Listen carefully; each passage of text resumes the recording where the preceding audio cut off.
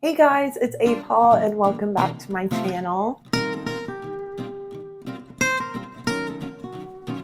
I have my bachelor's in criminal justice and a minor in psychology, and I'm going to say that for the next 46 videos because I'm just so proud of myself. On top of that, I am a board member for a nonprofit called Voices for the Silence, and we have something that I cannot wait to tell you guys about. And please stay tuned for that in the next few weeks. And in case you don't know, we are a nonprofit that helps family and friends of missing loved ones get resources and just help aid in the search as much as we can for your missing person. So if you have anybody that you love that is missing and they are from West Virginia or kind of the surrounding areas, please get a hold of us and we'll do what we can. And we are here with the Unsolved in West Virginia series, and we're going to be talking about another unidentified person today. Now, we've went over 2 Jane Does on this channel, and today I want to introduce to you a John Doe. You guys love these unidentified person videos, so I really want to take at least one video during this series each time and bring awareness to these cases. And this one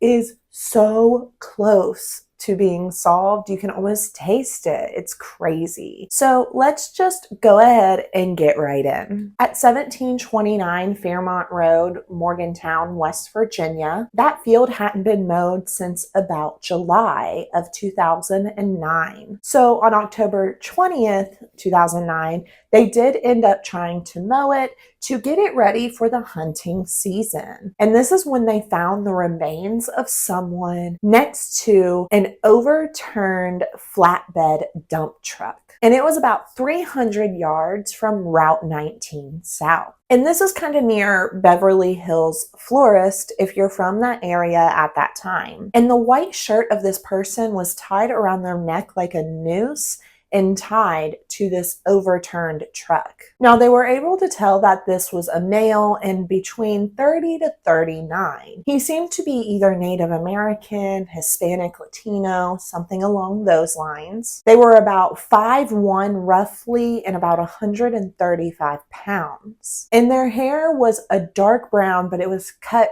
really close to the scalp. I guess kind of like a buzz cut. Now, the eye color was unknown because this was only skeletal remains, but the whole skeleton was there. And the skeleton had blue jeans, white boxer type underwear, a brown belt, white socks, and brown chukka type boots. And this body also had a cloth bracelet on it.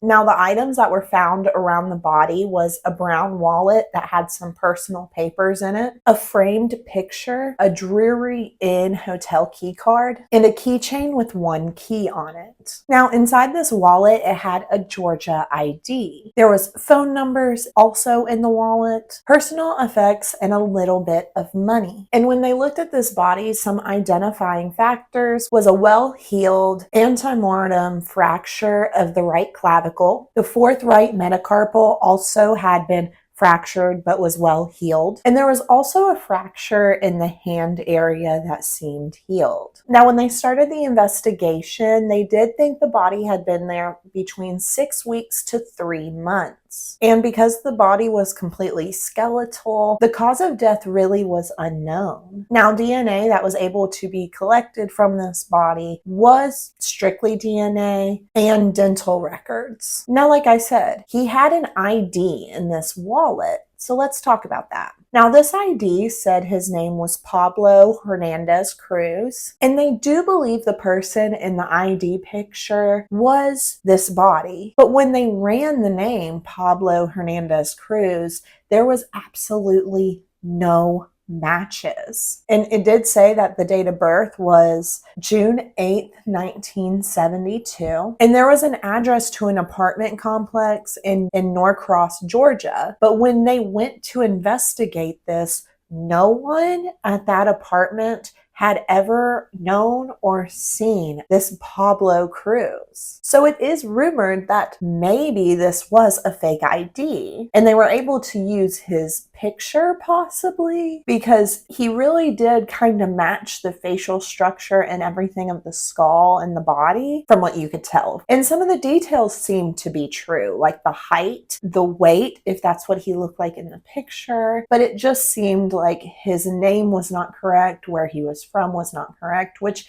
leaves this person completely still anonymous. The Morgantown John Doe, Pablo Cruz. I do want to mention places to contact if you have any idea who this person is. Please contact the West Virginia State Police Morgantown Detachment. Their number is 304-285-3200. And the case number for this is WV093893. He also has his DNA in NamUs, and that case number is UP8592. You can contact Amy Jenkinson from NamUs, and her number is 817-304-8873. And he is also listed on the Doe Network, and that case number is 1827-UMWV. And honestly, I couldn't really find any type of theories other than this person obviously had a fake ID. But unlike other cases, you didn't get a whole lot of people who even recognized this person, saw anybody out that way. And he could have easily been laying there since close to July and nobody would know. I'm assuming this is an area that people don't necessarily live on. They just own the land to hunt,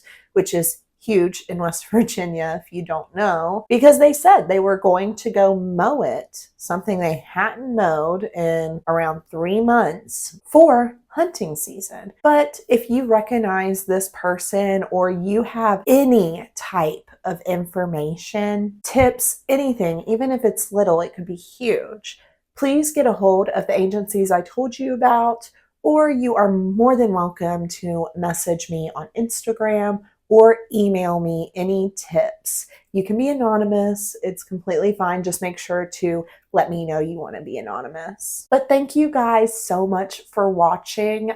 Like and subscribe for me, and hit that notification button. That way you're notified the next time I upload. And of course, I still have a GoFundMe going for Crystal Young. If you have not watched her video yet, please go do that so you know why her mom needs this PI so bad. And I still have stickers for sale. They're $2 each, and all proceeds go to the Cold Case Foundation, so it is for a good cause. And once again, guys, thank you so much for watching. Send any tips in that you know of this person, and I'll see you in the next one.